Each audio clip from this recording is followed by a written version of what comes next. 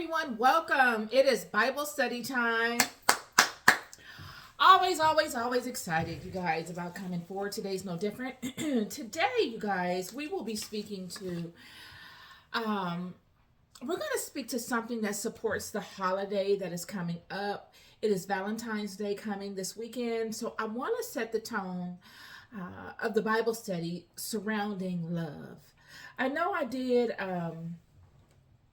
I spoke to love over the past over the past week or so as it relates to my podcast or my previous Bible studies. But today, I don't want to really speak to the love that Paul was speaking to in Corinthians directly.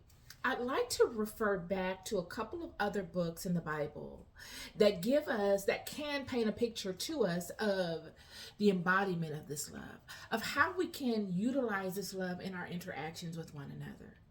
I know many of us are getting ready for our date night with our boo, and we're imagining what we're going to wear and where our significant other is going to take us, and all the theatrics that come with that, and all of the feelings involved in these activities. It's a lot of love in the air. But I really want us to focus on continuing that feeling throughout the year towards one another, right? And then even going as far as taking it into our relationships with one another, romantic relationships, and what role we play in bringing our gifts to the forefront in our interactions with one another, to fortify our relationships, to make the world better, and to bless our families and our environments. So I want to get all into that, but first I'm going to invoke the Spirit of God to assist me in the discernment of God's Word. Heavenly Father, I come before you, looking for you throughout the many pages of this book. I love you. I welcome you into this space to have your way. Move as you wish. Lessen me and magnify you. Let your word, your truth, flow like water through me, and allow it to be conveyed in clarity and in truth and in integrity to the children. I love you so deeply, and I thank you. And in God's name I pray, amen. All right, y'all. So we're gonna get started, and it will evolve itself as it goes. I've chosen a couple of different books. We're gonna read first from Hosea chapter 1, verse 2 through 7. And then we're gonna Hosea will give us an understanding of how God sees our interactions towards him. Okay? And what God has done because of our interactions towards ourselves, how we've worked amongst one another, and how our interactions and our actions rather have affected our relationship with God. And then we will go into the book of Ruth. Actually, we will go into the book of John, and we will read from John chapter 13, verse 34 through 35, and it will give us the revelation of Jesus as to how we should interact with one another. Give us a roadmap as to what we should do to create this type of stasis in our lives. And then we will go into the book of Ruth. We will conclude in the book of Ruth, chapter 4, verse 9 through 17, and then skip down to verse 22, and we will speak to what this actually looks like when it's embodied. Okay? So I'm very excited about it. Let's get going. Hosea chapter 2, verse 2 through 7. Plead with your mother, plead, for she is not my wife, neither am I her husband. Let her therefore put away her whoredoms out of her sight, and her adulteries from between her breasts, lest I strip her naked and set her as in the day that she was born, and make her as a wilderness, and set her like a dry land, and slay her with thirst. And I will not have mercy upon her children, for they be the children of whoredoms. For their mother hath played the harlot, she that conceived them have done shamefully. For she said, I will go after my lovers and give them my bread and my water, my wool and my flax, mine oil and my drink. Therefore, behold, I will hedge up thy way with thorns and make a wall, that she shall not find her paths. And she shall follow after her lovers, but she shall not overtake them. And she shall seek them, but shall not find them. Then shall she say, I will go and return to my first husband, for then was it better with me than now.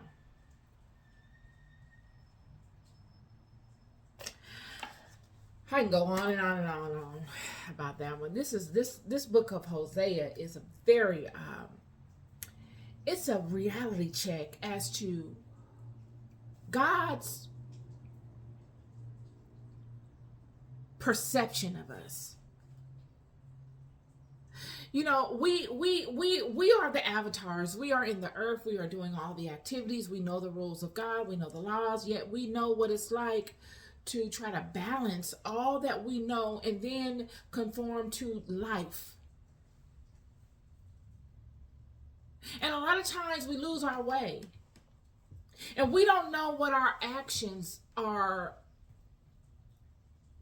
looking like in the heavenly realms or as it relates to God.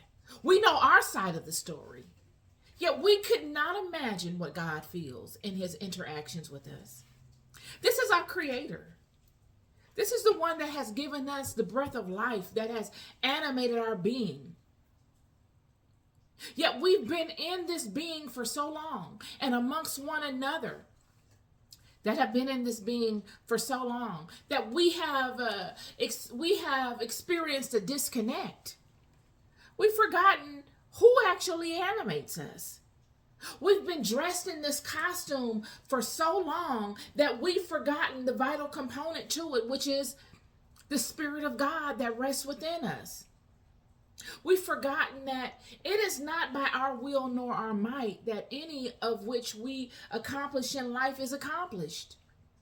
It is through the graces of God. And because there are those amongst us looking to capitalize on this, looking to thwart that relationship, looking to divert us from the knowing of this simple truth to the knowing or to the thought that maybe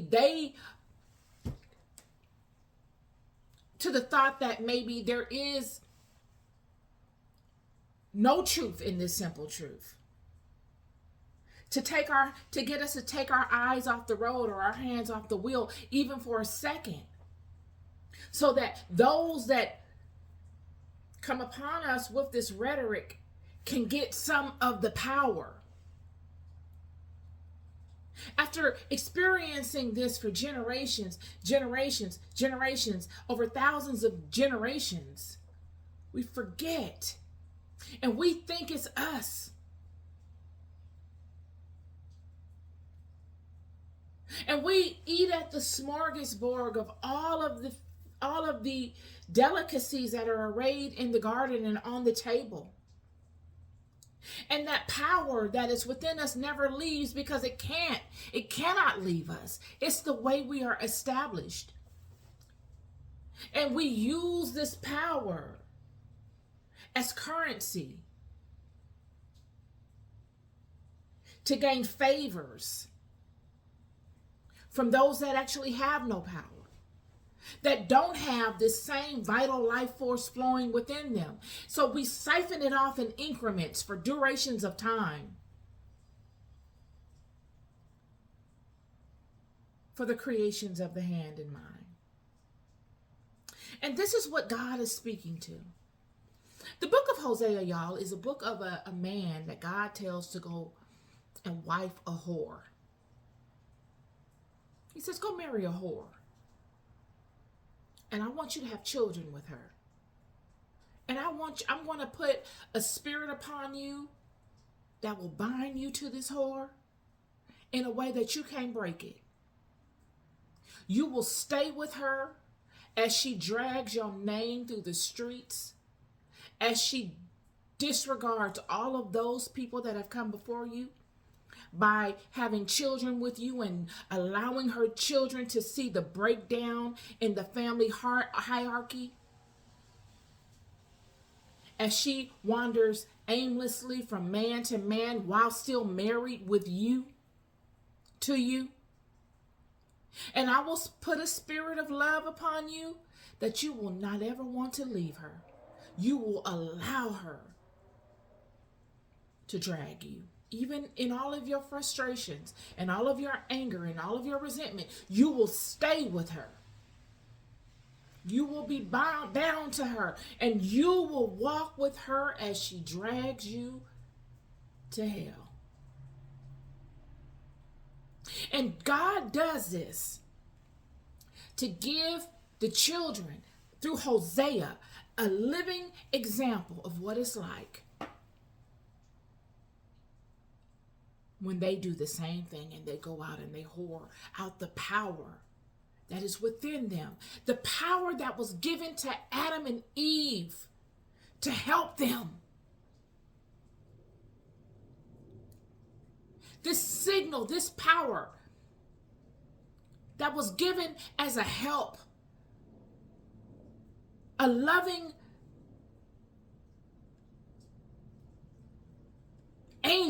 angelic help. Not even an angel. This is the power of God that only a mother can give. She bestowed it into her children. She did all she could to help them have an advantage in a disadvantaged situation.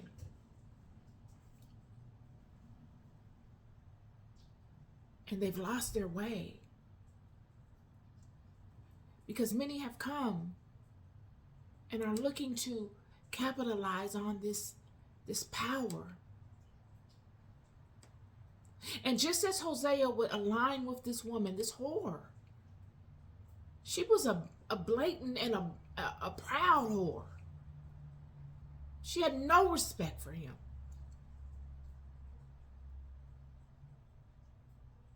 He would walk with her. She would have all of his children, and they would be affected by the actions of her. They would see the firsthand results of a relationship like their father and mother. And it would affect them and their generations. Because isn't that how it goes?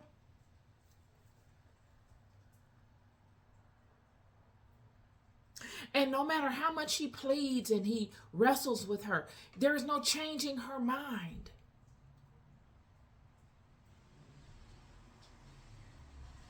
And in the book of Hosea, God speaks to this woman in a rhetorical kind of connotation where he's giving an example of what he's going to do to the house of Israel by way of this woman and using this woman as an example. He's saying she's a harlot. Verse 5, for she said, I will go after my lovers and give me my bread. They do me my favors. I'm going to go for people that are doing stuff for me. And my water. I will go after my lovers that give me my bread and my water, my wool and my flax, my oil and my drink. And God said, you are underestimating your power. You're lost in the creation. You are the creator. You don't have to go after anybody. You have the power within you to attract all that you need. And because you don't know these things, this is the house of Israel. This is all of us. This is all the children of Israel, 12 tribes. All of you have everything you need within you to see you through this life. All of your dreams are possible. If they weren't, they wouldn't be dreams. Anything you can imagine, you can have. It's yours. It's the method of operation that you go through in obtaining them that is your error. We see this with the ephod, with David in a detrimental time, telling Abiathar, bring hither the ephod. Yet when the tribe of Dan did the same thing, they were cursed, written out of the 144,000. What is the difference? It is who you call. It is who you are giving your attention to. Are you giving your attention to the God that animates you?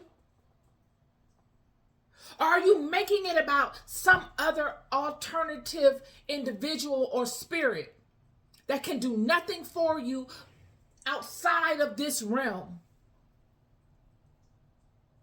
This is the truth that God is trying to lead the children to.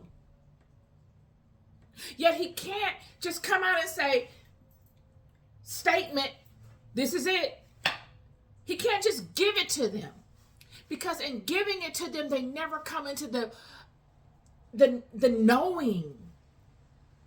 In order to come into a knowing, y'all, you got to wrestle with it. And that's what this life is. This is a big wrestling match.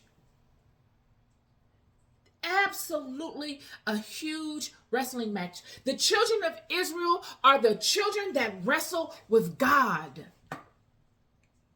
If you look throughout all of the biblical passages, all the scriptures from Genesis all the way to Revelation, from Genesis all the way to Malachi, from Matthew to Revelation, you will see nothing but wrestling. Struggle. Struggle to balance. Struggle in knowing oneself as they relate to God. You will see all throughout this book examples of these children struggling to know God.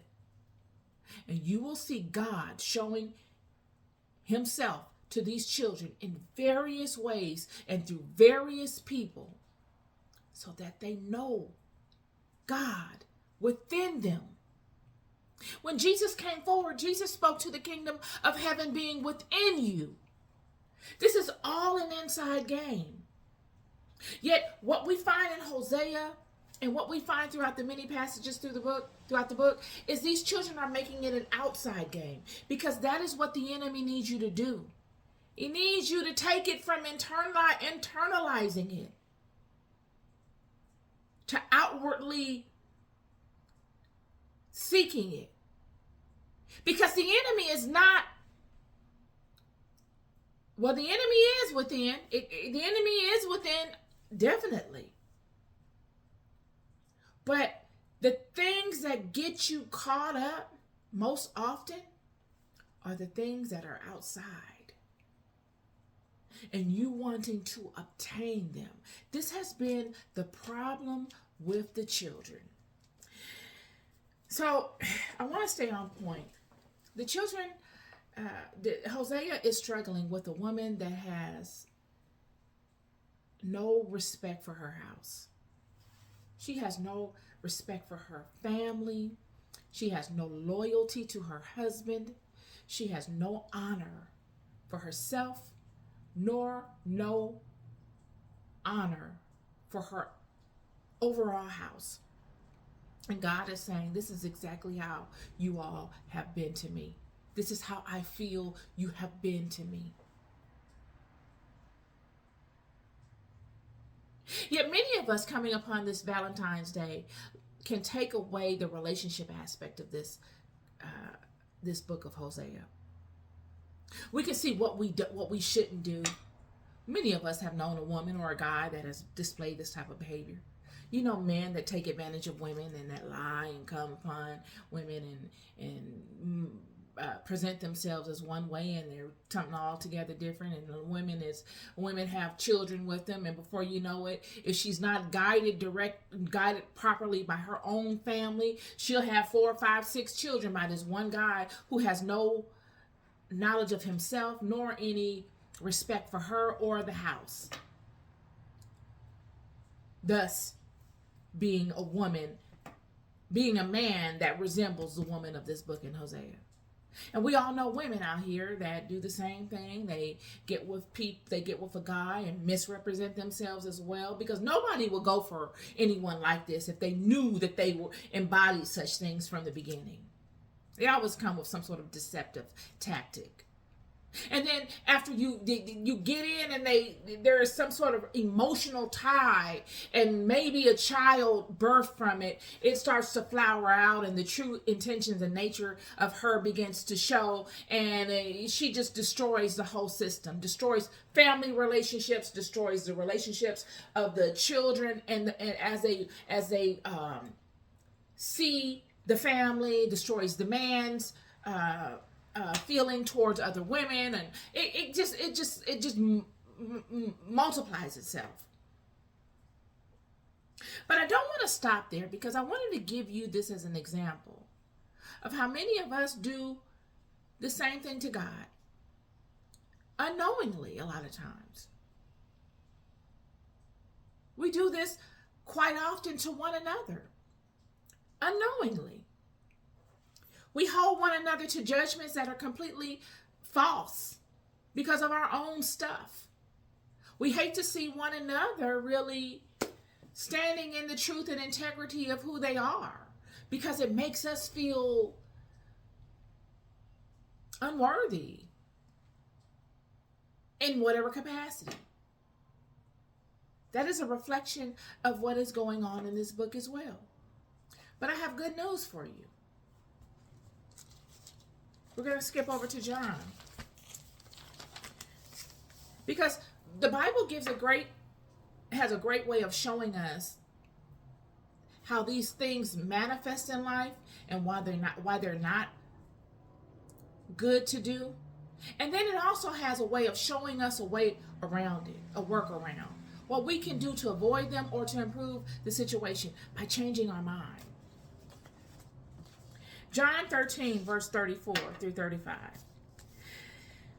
A new commandment I give unto you, that ye love one another as I have loved you, that ye also love one another.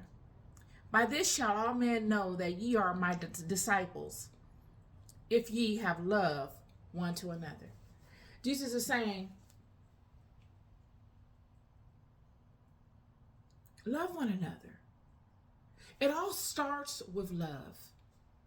Not ego, not fame, not popularity, but just you honoring the law within your heart and loving one another as you would love yourself, or as Jesus loved you. And all of those that came before him loved you. All the sacrifices, all of the mighty people in the ancestral line have offered up out of the love for you. It all starts with loving you. It all starts with loving each one of us, loving ourselves truly and accepting ourselves. Because when we don't love ourselves, y'all, and we don't accept ourselves, we will get in situations where we are around people that actually do, and it will make us feel disadvantaged. And in that disadvantaged state, we'll want to burn it down. That relationship, that person's name, that whatever it is we're involved in, we'll want to destroy it or discredit it because of what we're dealing with that we haven't overcome within ourselves. Yet when we love ourselves and we take the time to be patient with ourselves and forgive our own selves for the things that we've done to ourselves or even to another, we are empowered. There is no weakness in the wall. We move forward in life feeling capable, not taking everything personal, nor not looking for flaws in one another to try to tear another person down, or not looking to come into a relationship seeming as if we're whole and then to be accepted by that person in a way that we maybe never experienced before, and now we feel vulnerable. And instead of allowing ourselves to be vulnerable or to be seen in that space that we maybe not have so much experience in being seen in, we camouflage or we try to destroy it because it makes us feel so uncomfortable based upon things that we haven't healed from. I'm going to end it with the book of Ruth.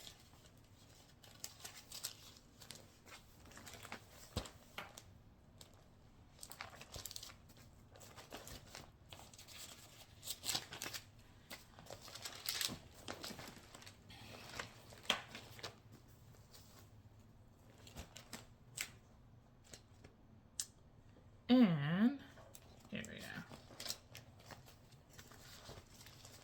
go. Okay. So we're going to end it with the book of Ruth, chapter 4, verse 9 through 17.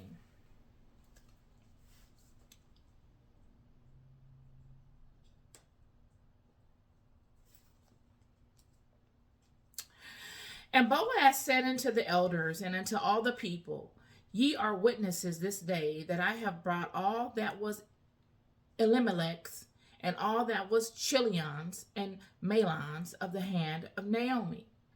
Moreover, Ruth the Moabitess, the wife of Mahlon, have I purchased to be my wife, to raise up the name of the dead upon his inheritance, that the name of the dead be not cut off from among his brethren, and from the gate of his place. Ye are witnesses this day. And all the people that were in the gate and the elders said, We are witnesses. The Lord make the woman that is come into thine house like Rachel and like Leah, which two did build the house of Israel. And do thou worthily in Ephrathah, and be famous in Bethlehem. And let thy house be like the house of Pharez, whom Tamar bare unto Judah, of the seed which the Lord shall give thee of this young woman. So Boaz took Ruth, and she was his wife. And when he went into her, the Lord gave her conception, and she bare a son. And the women said unto Naomi, Blessed be the Lord, which hath not left thee this day without a kinsman, that his name may be famous in Israel. And he shall be unto thee a restorer of thy life, and a nourisher of thy old age. For thy daughter-in-law, which loveth thee, which is better to thee than 7 sons, hath borne him. And Naomi took the child, and laid it in her bosom, and became nurse to it. And the woman, her neighbors, gave it a name, saying, There is a son born to Naomi. He is the father of Jesse. There is a son born to Naomi, and they called his name Obed. He is the father of Jesse, the father of David. Skip down to verse 22. And Obed begat Jesse, and Jesse begat David. I wanted to end with this because, the book of Ruth is a beautiful book. I get emotional when I read the book of Ruth because it just touches me in a way of just fundamental love amongst people.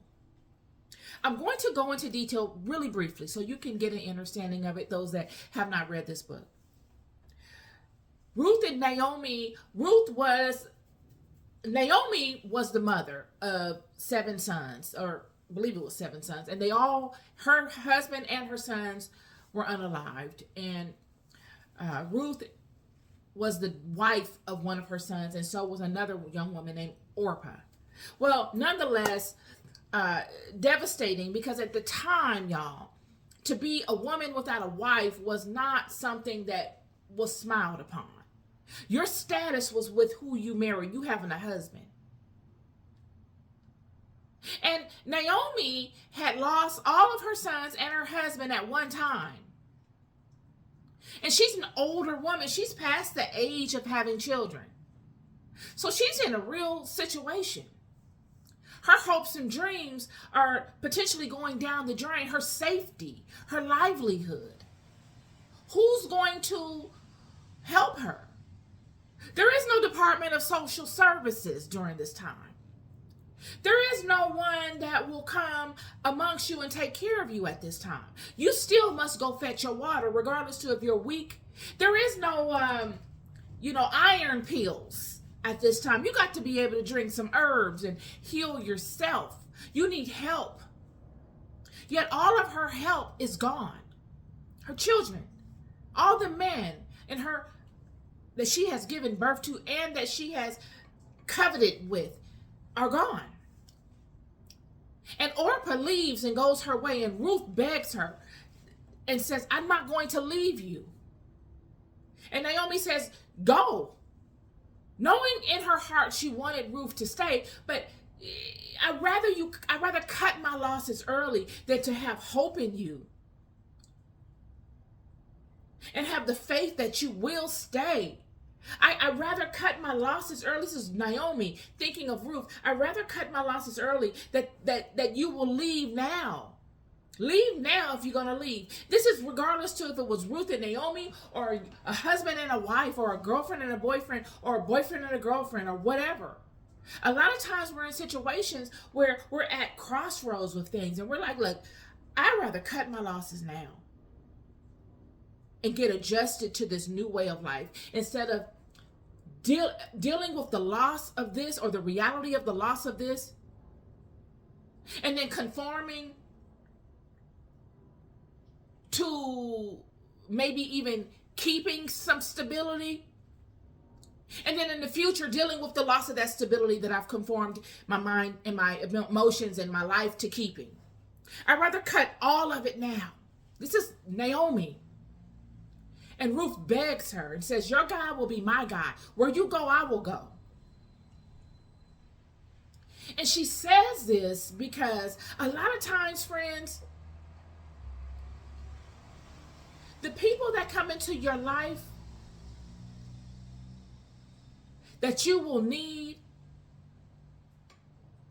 don't have anything to do with money. A lot of times they don't have anything to do with love relationships. They are bonds of trust, of nurturing, of wisdom. Naomi gave Ruth something that she couldn't do without. She may have been a mother figure to Ruth that Ruth never had.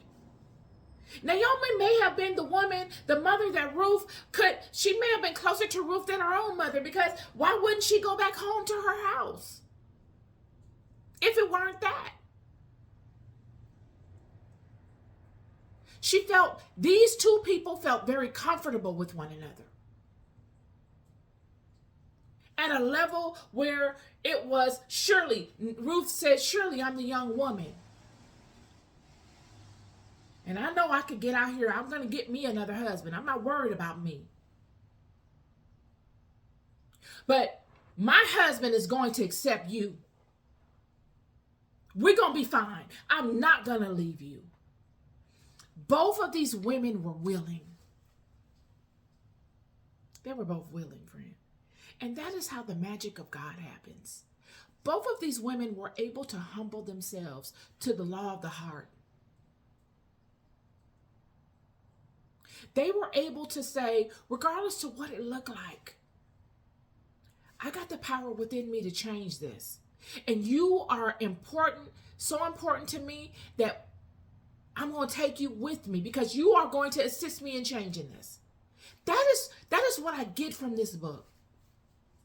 Two capable women in a disadvantaged situation, in a situation that didn't look good at all, but that knew that each were capable and that their capabilities intertwined with one another would be unstoppable. God would have no other choice but to bless it. Where they step, they will be blessed. The people that they encountered will be blessed. They will be able to alchemize any situation based upon them tapping into what they both had within them. Not one leaning on the other to do their part for them, but both of them coming together whole. This relationship between Naomi and Ruth would be a wise woman that has had years of experience versus a young woman with little experience. But both of them would be capable. Ruth would see herself capable in making positive change and overcoming the situation. And so would Naomi. Yet it would not work if they were not willing. This is the beauty of this situation right here, is that they were both willing. Naomi was willing to pour her wisdom into Ruth to help Ruth succeed, because Ruth's success would be Naomi's. And Naomi would think this in her mind because she trusted Ruth. Trust is a big factor in this relationship. And Ruth would see Naomi as a wise woman whose wisdom could direct her in allowing what she knew she could do to become possible. Surely she could have gone it alone. It might have took her longer. She might have had a long time before she met her Boaz. She probably would have had to go through a whole bunch of folk before she met her Boaz. But with Ruth, she could lessen that time in between. She could become more effective.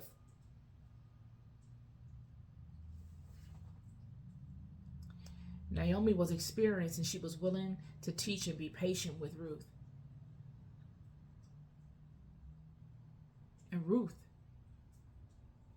was willing to trust, learn, and act. That's the most important thing to get out of Ruth and Naomi. Ruth was able to trust Naomi, not fake trust, not manipulate. Okay, this old woman gonna tell me to do this. Okay, I'm just gonna listen to her and walk with her for a while until I can get what I want, and I'm gonna leave her. No, Ruth was vested. She was honestly and integrally vested in the relationship she had with Naomi. And this allowed Naomi the ability to pour into Ruth like she would probably more than she would of her own child. Because who's to say her own child would have been as open as Ruth? And because of that, she would be led to a man that would know of Naomi and know of Naomi's relationship with her husband and what had happened to her. And he would find Ruth worthy. He would see her as somebody that he was attracted to and that he could invest in because of her relationship with Naomi and the integrity that Ruth showed in a time when many people didn't show that type of integrity.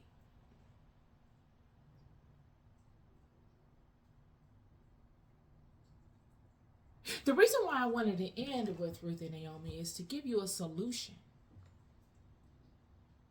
When a man comes into a woman's life whole, knowing himself, I'm sure Boaz probably met a whole bunch of women like the one in Hosea prior to Ruth. He didn't let it change him. He didn't allow it to jade his perspective on all women. Because if he did, he would not have seen the value in Ruth. He would have thought Ruth to be just like all the rest of them that come and that want to partake in his kingdom. This is a very wealthy man.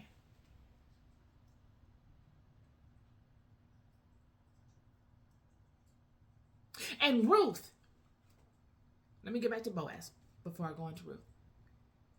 But he was whole, grounded in himself and his knowing of God. Because, friend, for God to bless this vine, he had to be grounded in God. He came whole. And even though she had nothing, she didn't have anything. She's out there getting what is left.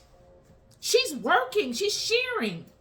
She's not a princess. He could have went and got a princess. He could have went and got married into a family of rich, wealthy people also.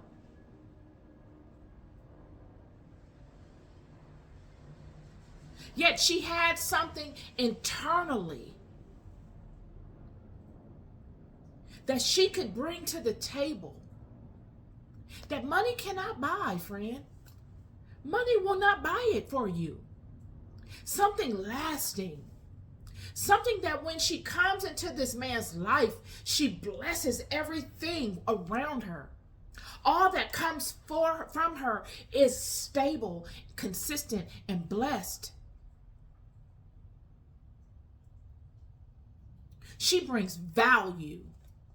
She doesn't bring wide hips, a big butt, and a smile, even though she probably had it. Who knows? The Bible doesn't mention any of that. The Bible speaks to what matters, and what matters is the integral aspects of this woman through her actions, not through what she's talking about, not through what she hopes, but what she's done.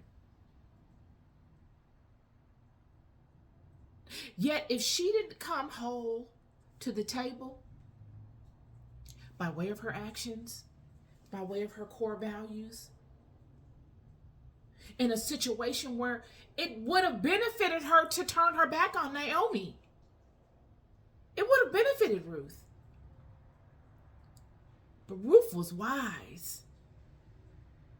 Coupled with Naomi's wisdom,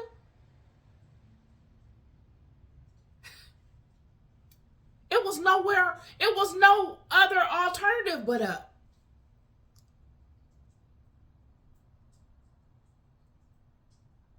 So that when she entered into anything, regardless to what it is, whether it's a business relationship, whether it's a relationship with a man, whatever it is, she's been trained. She has had the experience of a mother, of a woman that's lived a full life, that was righteous in her own right.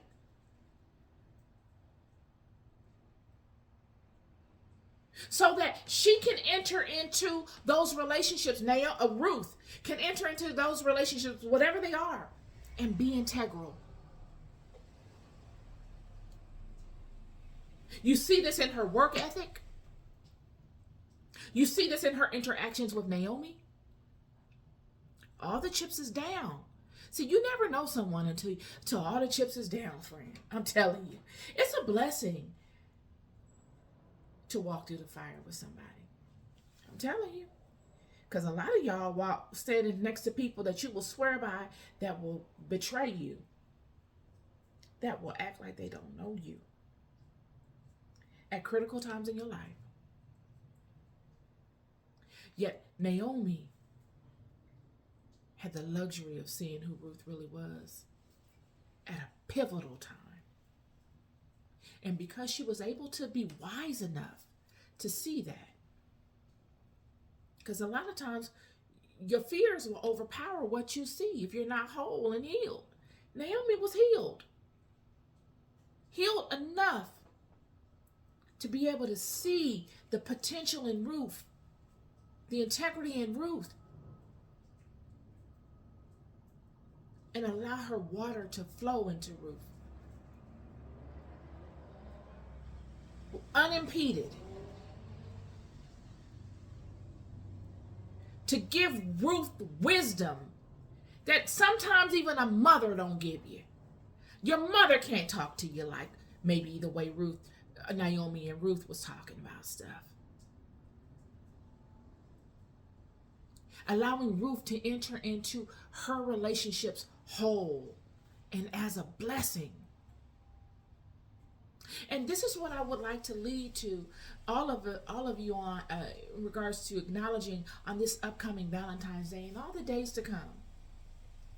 When you heal yourself and you come whole, you are a gift.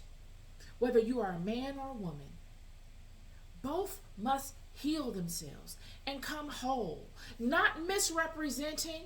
I would rather you come and underrepresent than to come and misrepresent. I'd rather you lead and speak all of your negatives to me. I'd rather you tell me, I just filed bankruptcy last week.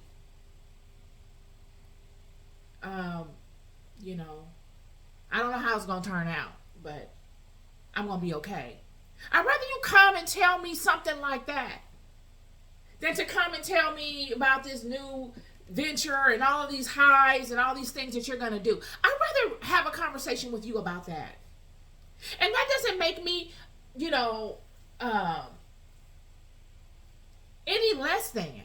It doesn't show that I have low self-esteem or low self-worth because of that. It shows that I can relate. It shows that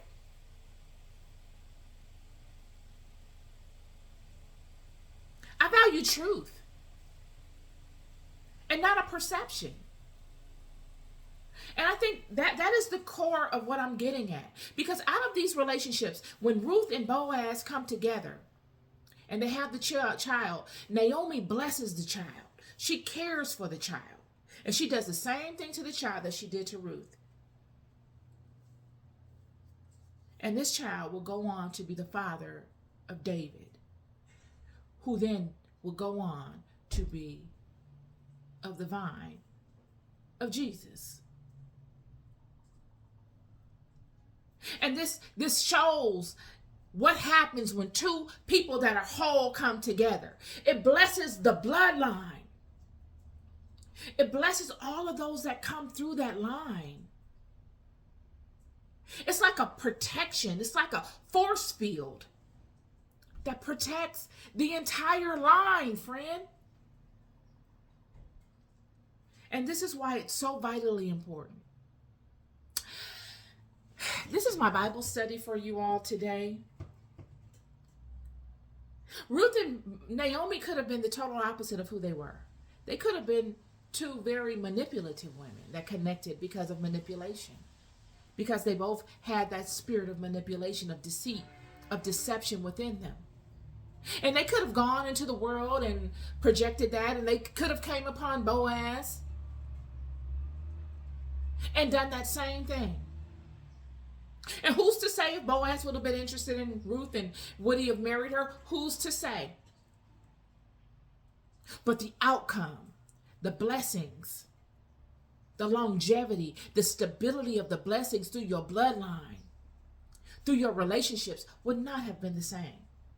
We would have seen another situation of Hosea and his wife playing out.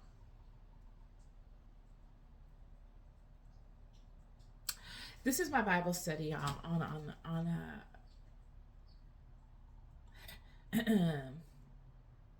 love, on being yourself, loving yourself enough to know that you're worthy, regardless to what society feels is worthy. What is for you will find you. Period. You don't have to compromise. You don't have to lie. You don't have to make it look better than. You don't have to do any of that. It will find you. And when it finds you, it will rest in beautiful places, friend. It will rest in beautiful places. And it will be stable. And it will be lasting.